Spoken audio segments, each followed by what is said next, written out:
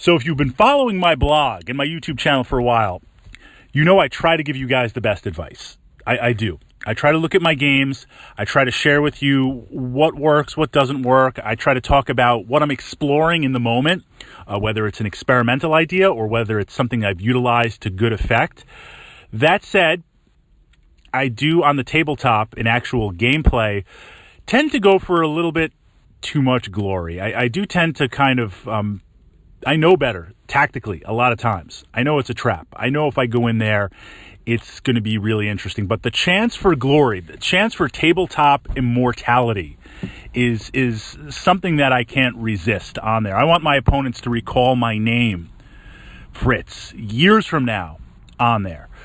Wings of Glory illustrates this really, really well. And I'm going to be pushing up some Wings of Glory videos and some Wings of Glory tactics to my channel and up on my blog because it's a fantastic war game. It's really plug and play. It's very slick. It works very, very well. I can't speak highly enough about it. But tactically, one of the first things we want to look at is managing the damage cards. So in the game, it's got a very unique damage mechanic. World War I, Wings of Glory. There's also World War II. It operates off a similar mechanic, but I really enjoy Knights of the Air, World War I. My plane moves towards your plane. When we get in range, we have a measuring stick that if we can measure and move into the arc of the plane and into the base, we get to shoot at each other. It is very similar to X-Wing Miniatures, another game I enjoy, because X-Wing Miniatures is 100% based on the Wings of Glory system. Damage is handled a little bit differently. If we're in range, we don't roll to hit. We both shoot at the same time. There are no pilot skills. We draw cards from a deck. We draw damage cards from a deck. And within the deck, there are a number of damage cards. Some of them are rated 0. Some of them are rated 1, 2, 3. Some of them have symbols in addition to damage, like engine damage, or you're on fire, or you're smoking, or your pilot gets hit. And the idea is once the damage value exceeds your hull, your plane just disintegrates and crashes. But what's interesting, the World War I mechanics of you and I flying, and I'm just opening up with machine gun fire on you, I can see it hitting your plane. I can see it going through the airframe and everything. But do I really know in the moment of combat how much damage you've taken? So with these cards, that's what it simulates. You might do 3 or 4 cards or points of damage. I draw 4 cards. There might be 3 zeros in there, representing, yeah, you hit me, but it didn't do any damage. It went through the airframe. So as you draw these cards, we see what happens. Now, in the deck, this is a question that a lot of Wings of Glory players debate back and forth. In the deck of cards, damage deck, there is one symbol, a boom symbol, an explosion symbol. This represents a critical hit to your fuel or engine, and the entire plane just explodes right there. Doesn't matter who's flying it, doesn't matter what kind of plane, doesn't matter how many damage you've taken, doesn't matter if the beginning or the ending of the game, you go boom boom, you blow up. That's it, that's out. It is a very dynamic card because otherwise the planes, in theory, can take a lot of damage. I mean, you can get really messed up. Your plane can be full of bullet holes and taking a lot of hull, and it's on fire, and your rudder's jammed, and you took an engine hit, and your pilot's wounded. I mean, you're in really bad shape, but you're still in the game. You draw the damage card, you explode. So one of the tactics in Wings of Glory and in X-Wing Miniatures, because it's based off it, is this idea of the joust. Is this idea of 1-to-1, I'm going to move towards you, and I'm going to just shoot at you. And I'm going to take the shots back. I'm going to trade, in theory, more damage for less damage. I'm going to play the odds on that.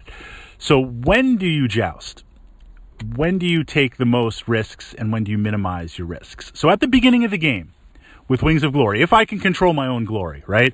At the beginning of the game, this is when you want to take the most risks. This is when perhaps you want to joust head on, or you want to kind of move in and really try to get into a good position. I mean, you could play conservative and move to the side and try to loop and try to tail, or you can say, look, I'm going to turn immediately and move in towards my opponent. eat a round of shooting, but then I'm going to turn over and I'm going to be on their tail, and I'm really going to have them because I'm going to be able to shoot them for 2 turns, but they're not going to be able to shoot back. Is that worth the risk? Now, this is a question, again, of personal glory and how conservative you want to play. But at the beginning of the game, when the damage deck is at its fullest, the odds of you drawing this critical damage card or an explosion card, in theory, is at its smallest. The deck, it is diluted somewhere in that deck. Okay, look, it could be at the very top. It could be the top card. It could be the top 2 cards. It's kind of like the Schroeder's cat analogy here, right? You don't know until you know. But if we play the odds, chances are you're safe. So at the beginning of the game, this is when you want to take risks.